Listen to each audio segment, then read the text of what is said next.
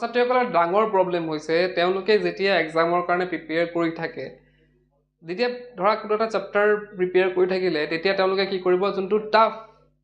টান লাগে কুৱেশ্যন সেইটো তেওঁলোকে কি কৰে পিছলৈ থৈ দিয়ে তেওঁলোকে ভাবে যে মই কি কৰিম পৰীক্ষাৰ আগদিনাখন পঢ়ি ল'ম তেতিয়া আমাৰ মনত থাকিব তেনেকৈ কি হয় বহুতো কুৱেশ্যন জমা হৈ পিছত যেতিয়া তেওঁলোকে এক্সামৰ আগদিনাখন আহি পৰে তেওঁলোকে চাই যে মোৰ দেখোন পঢ়িবলৈ বহুত আছে পিছত তেওঁলোকে টাইমটো মেকআপ কৰিব নোৱাৰে ইয়াৰ কাৰণ হৈছে তেওঁলোকে এইটো কথা নাভাবে যে মই এক্সামৰ আগত কিদৰে পঢ়িম এক্সামৰ আগদিনাখন কিদৰে পঢ়িম যে এক্সামৰ এই বন্ধত কিদৰে প্ৰিপাৰেশ্যন কৰিম সেইটো তেওঁলোকে কথাটো নাভাবে তোমালোকৰ সুবিধাৰ বাবে আজি লৈ আহিছোঁ HSLC 2023 ৰুটিনৰ এটা ৰোড মেপ এই আজিৰ ভিডিঅ'ত আমি ডিছকাছ কৰিম আমি সেই বন্ধ কেইদিনত এক্সামৰ সেই বন্ধ কেইদিনত আমি কিদৰে পঢ়িম কিদৰে প্ৰিপাৰেশ্যন কৰিম যাক জানিলে তোমালোকে এতিয়া প্ৰিপাৰেশ্যনখিনি তোমালোকৰ এটলিষ্ট কি কৰিব পাৰিবা মানে ইম্প্ৰুভ কৰিব পাৰিবা কাৰণ সেই প্ৰিপাৰেশ্যনৰ কথা তোমালোকে জানিলে মাইণ্ডত থাকিলে এতিয়া ভাবিবা যে নাই মই এইবিলাক কুৱেশ্যন মই এতিয়াই কমপ্লিট কৰিব লাগিব আৰু এতিয়া মই যিমানখিনি পাৰা তোমালোকে যিহেতু কিমান দিন বন্ধ আছে কিমান দিন এদিনত কিমানকৈ পঢ়িব লাগিব গোটেইখিনি কথা ডিছকাছ কৰা হৈ আছে তাত তো গতিকে তোমালোকে সেইখিনি চোৱাৰ পিছত তোমালোকৰ নিজৰ এটা মাইণ্ডত এটা ৰুটিন এটা গঠন হৈ যাব যে আমি এক্সামৰ আগত কিদৰে পঢ়িম আৰু এতিয়া কিদৰে পঢ়িব লাগিব মানে বাকী থকা কেইদিনত কিদৰে পঢ়িব লাগিব সেইখিনি তোমালোকে আইডিয়া এটা কৰিব পাৰিবা তেন্তে হা ভিডিঅ'টো ষ্টাৰ্ট কৰোঁ তো আজিৰ এই ৰুটিনৰ ৰোড মেপত তোমালোকে দেখা পাবা যে আমাৰ চেপ্টাৰখিনি কিমান আছে আৰু তাৰ আমি ডেজবিলাক কিমান আছে সেইখিনি দেখা পাবা তো ইয়াত চোৱা ইংলিছৰটো অলৰেডি প্ৰথম এক্সাম যিহেতু তাৰ আগত তোমালোকৰ মই কৈছিলোঁ প্ৰায় তোমালোকে 5 দিনমান ৰাখিবা সেইটো মই ইয়াত ইনক্লুড কৰা নাই আমি চাম ইংলিছৰ পিছৰখিনি কাৰণ 3rd মাৰ্চৰ পৰা যিহেতু ষ্টাৰ্ট হ'ব আমাৰ এক্সামটো তো তাৰ পিছত আমি মেথছৰ কাৰণে কিমান দিন পাম তো 14টা চেপ্টাৰ থাকিব আমাৰ হাতত আৰু থাকিব মাত্ৰ 2 days তো আমি সেইখিনি সময়ত আমি প্ৰিপেয়াৰ কৰিবলৈ আমি এটা কনচেপ্ট সদায় মনত ৰাখিব লাগিব এক্সামৰ মাজত যোনটো আমি প্ৰিপেৰেশ্যন কৰিম তাৰ এটা বস্তু আমাৰ মনত সদায় ৰাখিব লাগিব যে হাৰ্ড টু ইজি সেই হাৰ্ড টু ইজি কনচেপ্টটো আমি প্ৰত্যেকটা ছাবজেক্টৰ ক্ষেত্ৰত আমি এপ্লাই কৰিব লাগিব এতিয়া তোমালোকৰ চোৱা 14 যেতিয়া তোমালোকে 3rd মাৰ্চত এক্সাম দি আহিবা সেইদিনাখনতো পঢ়িবলৈ বেছি সময় নাই তথাপিও আমি কি কৰিব লাগিব এটলিষ্ট আমি 2টা চেপ্টাৰ আমি ট্ৰাই কৰিব লাগিব যাতে সেইদিনাখন আমি শেষ কৰিব পাৰোঁ এতিয়া 2টা চেপ্টাৰৰ ক্ষেত্ৰত এটা বস্তু তোমালোকে ট্ৰাই কৰিবা মই যে ক'লোঁ যে হাৰ্ড টু ইজি মানে কি তোমালোকৰ যোনবিলাক ডাউটফুল মানে চেপ্টাৰ আছে সেইবিলাক তোমালোকে আগত ল'বা যোনবিলাক ডাউট আছে সেইখিনিত অলপ সময় বেছিকৈ দিব পাৰিবা তেতিয়া প্ৰথমৰ পৰা যদি লোৱা আৰু যদি তোমালোকে ইজি টু হাৰ্ড লোৱা বহুতে সেইটো কাম কৰে যে ইজিখিনি কৰিলেও তাৰপিছত হাৰ্ডখিনি কৰিম সেইটো কৰাৰ ফলত তেওঁলোকৰ কি হয় হাৰ্ডখিনিলৈ তেওঁলোকৰ মানে বেছি টাইম নাথাকে ইজিখিনিতে বহুত সময় গুচি যায় তো তোমালোকে এইটো কনচেপ্ট মনত ৰাখিবা যে হাৰ্ড টু ইজি তো আমি আহি পেলাই কি কৰিম 3rd মাৰ্চত আহি পেলাই আমি 2টা চেপ্টাৰ যোনটো টাফ হয় আমাৰ কাৰণে টাফেষ্ট চেপ্টাৰ 2টা উঠাম আৰু তাৰে আমি প্ৰেক্টিছ কৰিম যিমান পাৰোঁ আমি কি কৰিম 2টা চেপ্টাৰ ৰিভিজন আমি সেইদিনাখন শেষ কৰিব লাগিব এতিয়া বাকী 2 daysৰ কাৰণে আমি কি কৰিম আমি কৰিম 7+5 বাকী যোনটো 12টা থাকিব তাৰ কাৰণে আমি কৰিম ফাৰ্ষ্ট ডেটো মানে আমাৰ ইংলিছ এক্সামৰ পিছৰ দিনাখনৰ কথা কৈছোঁ যে সেই দিনাখন আমি কি কৰিম আমি ট্ৰাই কৰিম আমি 7টা চেপ্টাৰ কমপ্লিট কৰিবলৈ আমি ৰিভাইজে কৰি আছোঁ গতিকে 7 চেপ্টাৰ ধুনীয়াকৈ কমপ্লিট হ'ব সেইটো তোমালোকে নাভাবিবা যে 7টা চেপ্টাৰ এদিনত কমপ্লিট কৰিব দিছে 7টা চেপ্টাৰ ৰিভিজন ধুনীয়াকৈ তোমালোকে কমপ্লিট হ'ব সেই 7 চেপ্টাৰ ৰিভিজন দিয়াৰ পিছত নেক্সট ডে মানে মেথছৰ এক্সামৰ আগৰ দিনাখন আমি কি কৰিম 5টা চেপ্টাৰ আমি কমপ্লিট কৰিম সেইটো টাৰ্গেট এটা ধৰি ল'বা তোমালোকে যে 5টা চেপ্টাৰ আমি কি কৰিম কমপ্লিট কৰিম 5টা চেপ্টাৰটো বেছি সময় নালাগে ধৰা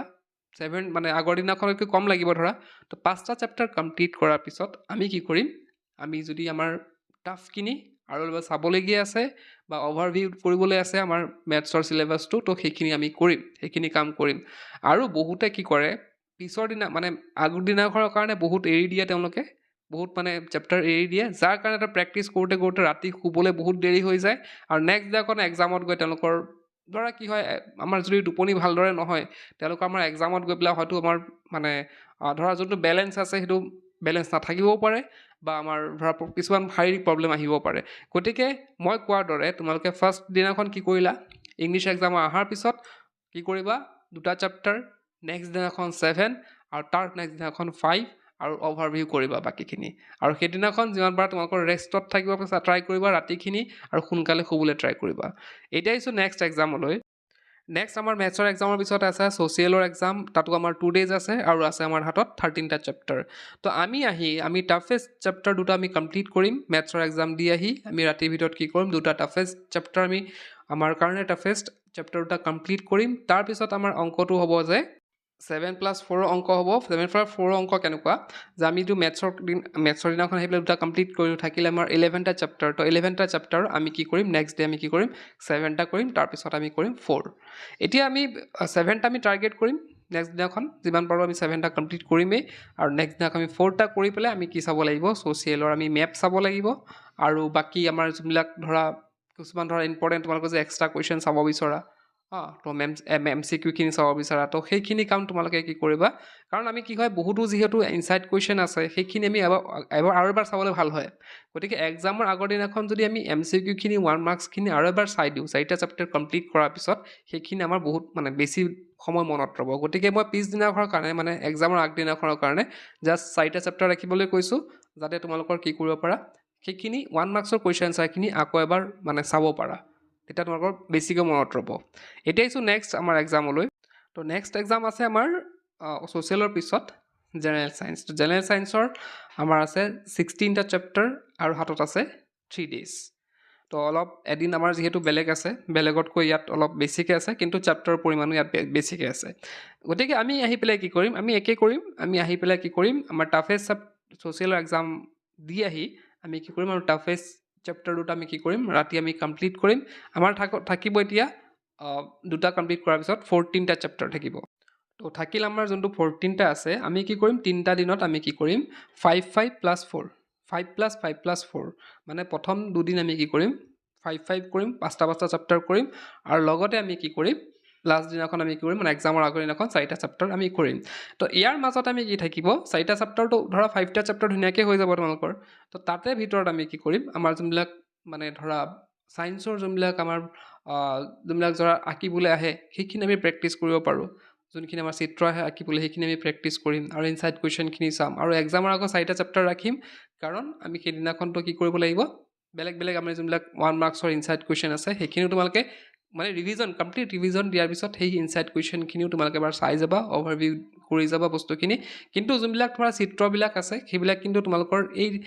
বাকী দুদিনতে তোমালোকে কমপ্লিট কৰি ল'বা মানে ছ'চিয়েল চায়েন্সৰ এক্সামৰ পিছৰ দুদিনত তোমালোকে কি কৰিবা বাকী যিমান চিত্ৰ আছে সেইখিনি ধৰা তোমালোকৰ ধৰা দুপৰীয়া টাইমত সেইবিলাক প্ৰেক্টিছ কৰিব পাৰা সেই প্ৰেক্টিছখিনি তোমালোকে সেই আগৰ দুদিনতে কমপ্লিট কৰি পেলাবা আৰু এক্সামৰ আগদিনাখন 4টা চেপ্টাৰ পঢ়ি পেলাই 1 মাৰ্কছৰ কুৱেশ্যনখিনি আৰু এবাৰ চাই ল'বা তো ছায়েন্সৰ পিছতে আমাৰ আছে হিন্দীৰ আছে 12টা চেপ্টাৰ আৰু হাতত আছে মাত্ৰ দুদিন এতিয়া এই দুদিনখিনি আমি খুবেই ইউটিলাইজ কৰিব লাগিব টাইমখিনি আমি কি কৰিম প্ৰথমতে আমি ট্ৰাই কৰিম হিন্দীখিনি যিহেতু ইমান টাফ নহয় মোৰ পাৰ্চপেক্টিভৰ পৰা ইমান টাফ নহয় আৰু তোমালোকৰো হয়তো বহুতে হিন্দী ভাল পায় গতিকে হিন্দী মই জানা মতে কিন্তু বহুতৰে ইজিয়ে পায় গতিকে তোমালোকে কি কৰিব লাগিব হিন্দীখিনি তোমালোকে ছায়েন্স এক্সাম দি আহিয়েই তোমালোকে ট্ৰাই কৰিবা তোমালোকে তিনিটা চেপ্টাৰ এটলিষ্ট কমপ্লিট কৰিবলৈ তোমালোকে ট্ৰাই কৰিবা হিন্দীৰ ক্ষেত্ৰত 3টা চেপ্টাৰ তোমালোকে মানে ছায়েন্সৰ এক্সাম দি আহি পেলাই কমপ্লিট কৰিব ট্ৰাই কৰিবা আৰু বাকী থাকিলে এতিয়া 9টা চেপ্টাৰ আৰু বাকী 9টা চেপ্টাৰৰ কাৰণে তোমালোকে 6+3 লোৱা মানে নেক্সট ডে তোমালোকে 6টা চেপ্টাৰ কৰিবা আৰু তাৰ নেক্সট দিনাখন তোমালোকে 3টা চেপ্টাৰ কৰিবা এতিয়া 3টা চেপ্টাৰ কৰাৰ পিছদিনাখন 3টা চেপ্টাৰ কৰিব লাগিব কাৰণ আমি এছেখিনি চাব লাগিব হিন্দীৰ এছে পত্ৰলেখন সেইবিলাকো আমি চাব লাগিব গতিকে পিছদিনাখনৰ কাৰণে তোমালোকে কি 3টা চেপ্টাৰ ল'বা আৰু বাকী এইখিনি আৰুতো গ্ৰামাৰো আছে ধৰা তো গ্ৰামাৰটো কি কৰিব লাগিব আমি ধৰা এই যে আমি এক্সামৰ মানে ছায়েন্সৰ এক্সামৰ পিছদিনাখন যে আমি 6টা চেপ্টাৰ ল'লোঁ তো 6টা চেপ্টাৰটো সোনকালে হৈ যাব ধৰা তাতে কি কৰিব লাগিব আমি তাৰ ভিতৰতে আমি গ্ৰামাৰখিনি প্ৰেক্টিছ কৰিব লাগিব আৰু তাৰ পিছদিনাখন যিহেতু আমাৰ হাতত খুব কম চেপ্টাৰ থাকিব তো সেই চেপ্টাৰখিনি কমপ্লিট কৰাৰ পিছত তোমালোকে এছে আৰু পত্ৰলেখনখিনি এবাৰ ৰিভাইজ দি দিবা হৈ যাব তেতিয়া এতিয়া আহিছে নেক্সট আছে আমাৰ হিন্দীৰ পিছতে আছে আছামিজৰ কাৰণে আমাৰ হাতত আছে 4 দিন আৰু আছে 16টা চেপ্টাৰ তো এইখিনি ইয়াত যিসকল হিন্দী ইলেক্টিভ নাই তেওঁলোকৰ কাৰণে মই দিছোঁ 4 ডেজ আছে 16টা চেপ্টাৰৰ কাৰণে কিন্তু যিসকলৰ হিন্দী আছে তেওঁলোকৰ কিন্তু অকণ প্ৰব্লেম হৈ যাব তেওঁলোকৰ মাত্ৰ এদিন পাব তো ফাৰ্ষ্টতে মই ডিছকাছ কৰিলোঁ যে 4 দিনত যিসকলে পাব তেওঁলোকে কিদৰে প্ৰিপেয়াৰ কৰিব তাৰপিছত মই ডিছকাছ কৰিম যে এদিন যিসকলে পাব তেওঁলোকে কি কৰিব এতিয়া 4 দিনৰ ডিছকাশ্যনত তোমালোকে যেতিয়া তোমালোকৰ এক্সাম দি আহিবা তোমালোকৰ ছায়েন্স এক্সাম দি যেতিয়া আহিবা তোমালোকে তেতিয়া কি কৰিবা সেইদিনাখনে 3টা চেপ্টাৰ ক্লিয়াৰ কৰিব ট্ৰাই কৰিবা আৰু বাকী থাকিব 13টা চেপ্টাৰ তো 13টা চেপ্টাৰো নেক্সট দিনাখন ল'বা 5 তাৰ পিছদিনাখনো 5 ল'বা আৰু পিছদিনাখনৰ কাৰণে থাকিব 3টা চেপ্টাৰ থাকি যাব তো এতিয়া কি কৰিবা তোমালোকে যিহেতু ধৰা আছামিজখিনি পঢ়িলে হৈ যায় যিহেতু, গতিকে হয়তো ইমান টাফ নোপোৱা তোমালোকে। তো যি কি নহওক তোমালোকে গ্ৰামাৰখিনি মাজে মাজে প্ৰেক্টিছ কৰি থাকিবা। আৰু যে লাষ্টৰ দিনাখন মই কি কৰিলোঁ, এক্সামৰ আগৰ দিনাখন 3টা চেপ্টাৰ দিলোঁ, সেই 3টা চেপ্টাৰ তোমালোকে সোনকালে কমপ্লিট কৰি তোমালোকে এছে আৰু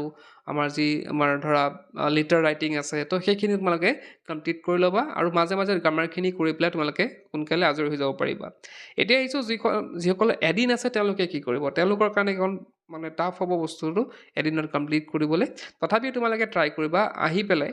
মানে হিন্দী এক্সাম দি আহি তোমালোকে ট্ৰাই কৰিবা যাতে তোমালোকে এটলিষ্ট 5টা চেপ্টাৰ হৈ যায়। এটলিষ্ট 5টা চেপ্টাৰ তোমালোকে সেইদিনাখন কমপ্লিট কৰিবই লাগিব।